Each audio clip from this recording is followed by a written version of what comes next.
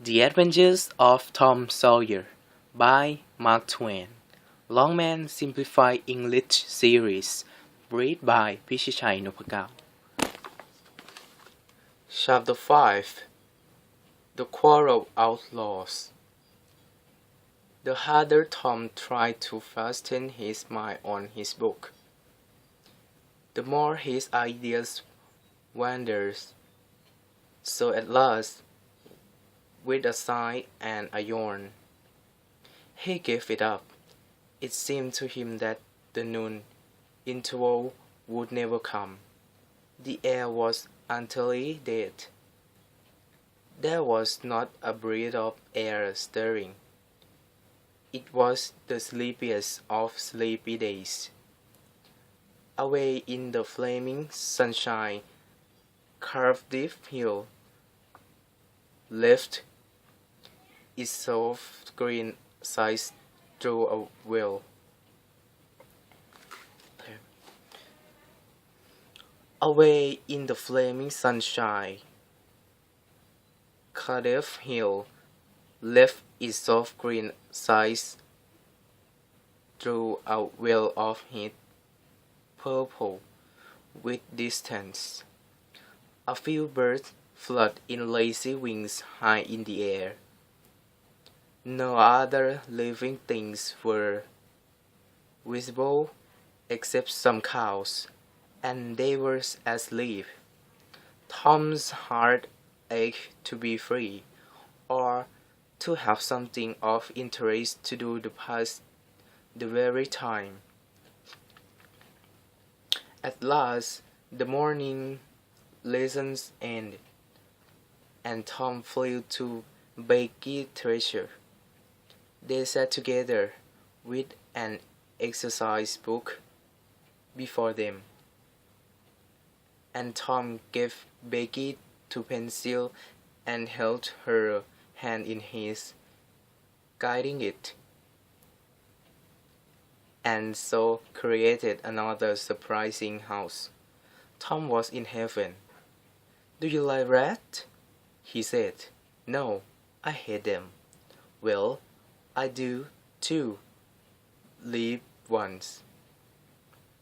But I mean that once, to swing around your head with a piece of string."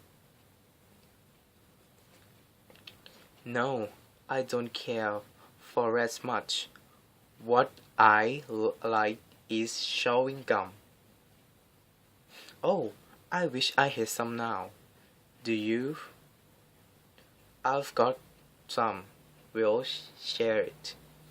So Becky handed Tom his share, and they sat chewing happily. "Have you ever been to a circus?" asked Tom. "Yes, and my father's going to take me again sometime if I could." "I've been to a circus 3 or 4 times, lots of times. I'm going to be a lion tamer when I grow up." "Oh, are you? That will be nice. They look lovely dressed up in uniforms."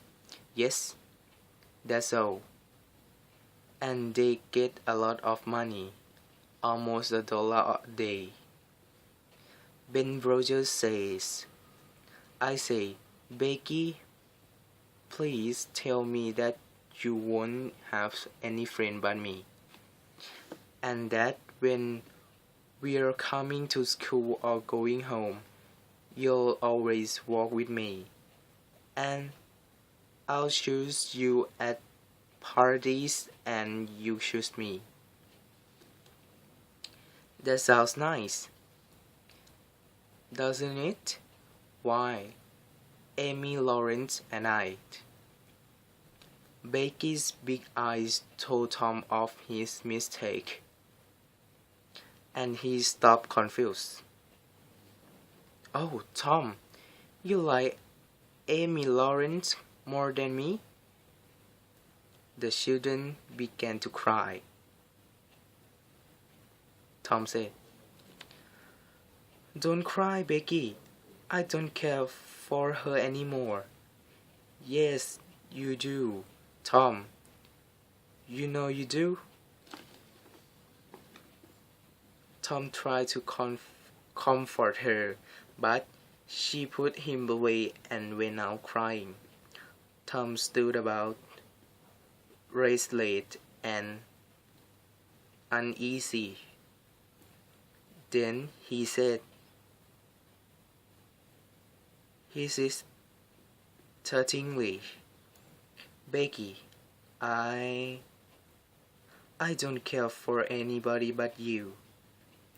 She did not reply. "Becky, won't you say something?" Becky's tears continued to flow. Tom got out his chief jewel, the brass door handle, and held it out so that she could see it. "Please, Becky, won't you take it?" She struck it in the floor. "Please, Becky, won't you take it?" She struck it to the floor. Then Tom marched off and over the hills and far away, to return to school no more that day.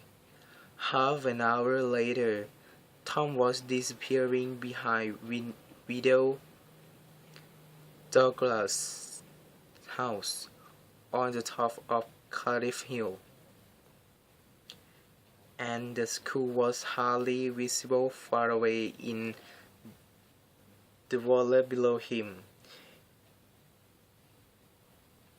He entered a thick wood, picked his way to the center of it, and sat down under a spreading oak tree.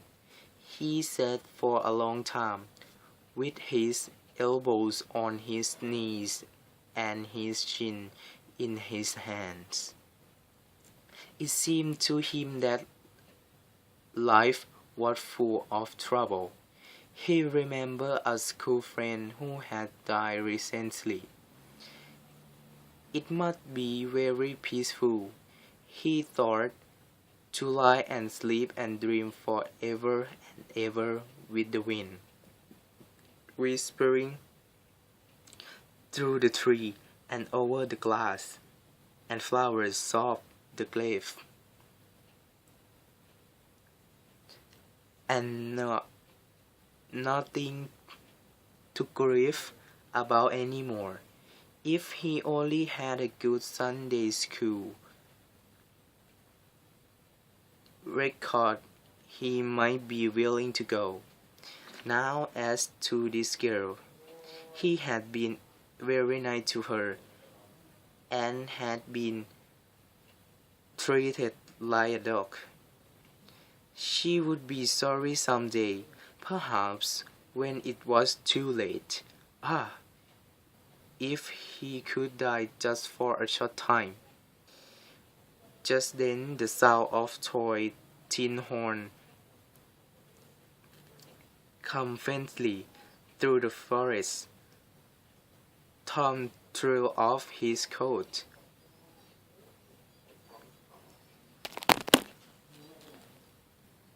Break away some dead branches from behind a rotten log, revealing a bow and arrow, a wooden sword, and a tin horn. And in a moment had seized these things and leaped away. He soon stopped under a great tree, blew an answering note, and began to tiptoe and look cautiously out. "This way and that," he said softly to an imaginary company. "Keep still, my merry man.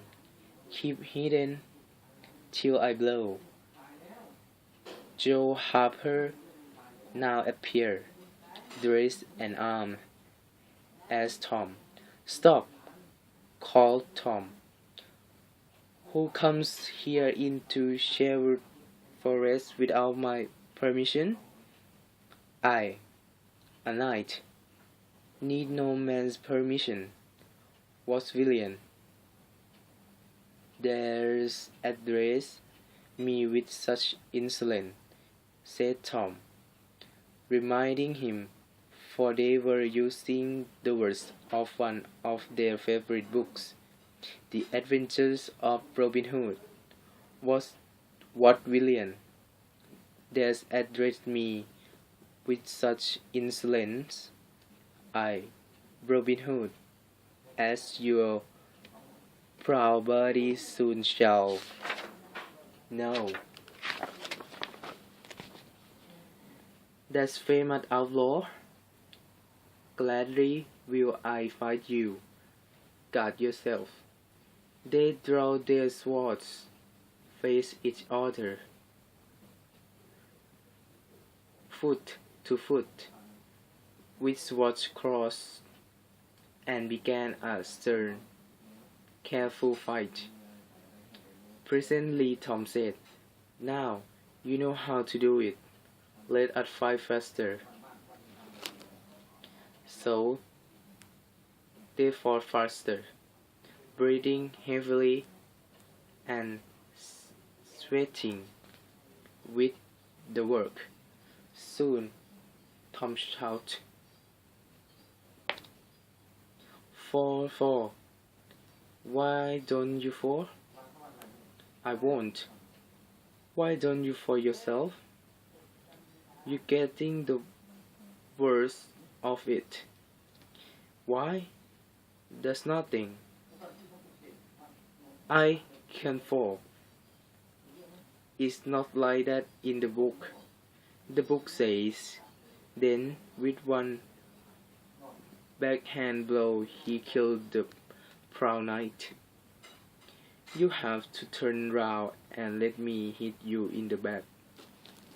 It was impossible to contradict the book, so Joe turned, received the book, and fell. "Now," said Joe, getting up, "you got to let me kill you. That's fair." "Why? I can't do that. It's not in the book." "Well, I call it every unfair."